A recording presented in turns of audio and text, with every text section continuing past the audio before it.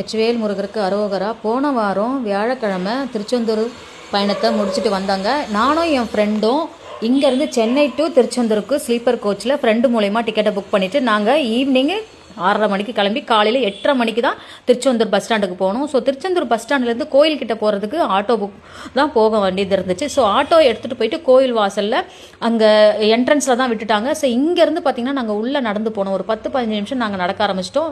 எங்கள் கூட இன்னும் 2 பசங்களும் வந்திருந்தாங்க. வந்த உடனே என்ட்ரன்ஸில் போகும்போது விநாயகரை கும்பிட்டுட்டு கோபுரத்தை பார்த்து ஒரு தரிசனம் போட்டு கடலில் குளிக்க ஆரம்பிக்கணுன்றதுக்காக நாங்கள் ஃபாஸ்ட்டாக நடக்க ஆரம்பிச்சிட்டோம். ஃபஸ்ட் டைம் வர்றதுன்றதுனால எனக்கு கடலில் குளித்து நாழி கிணறுலையும் குளிக்கணுன்றதுக்காக ஒருத்தர் மாற்றி ஒருத்தர் நாங்கள் குளிக்க ஆரம்பித்தோம். எங்களோட இன்னும் 2 பசங்களும் ஜாயின் பண்ணிக்கினாங்க, லேடிஸு. ஸோ கிணறுல குளிச்சதுக்கு அப்புறமா நாழி கிணறுக்கே 3-4 மணி நேரம் வெயிட் பண்ணிட்டாங்க. அதனால் எனக்கு இன்னும் ஆல்ரெடி மார்னிங்கே எங்களுக்கு டயர்ட் ஆகிடுச்சு. நாழி கிணறுல நிறைய க்ரௌட் இருந்தது.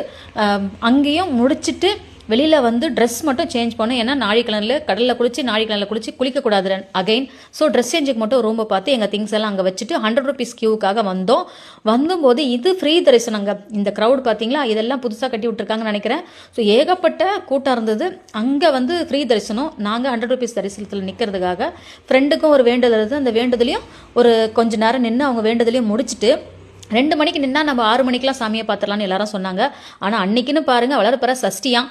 தெரியாமல் வளர்ப்பிற சஷ்டி அன்றைக்கி தான் எனக்கு தரிசனம் கிடச்சிருக்கு.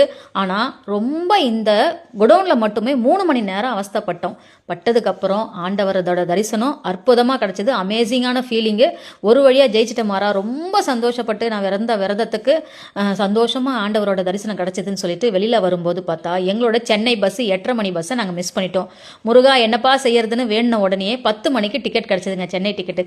கடகடன்னு கோவிலேருந்து ஒரு நன்றியை சொல்லிட்டு பஸ் ஸ்டாண்டுக்கு ஓடி பஸ்ஸை பிடிச்சி சென்னை வந்துட்டோம். தேங்க்யூ.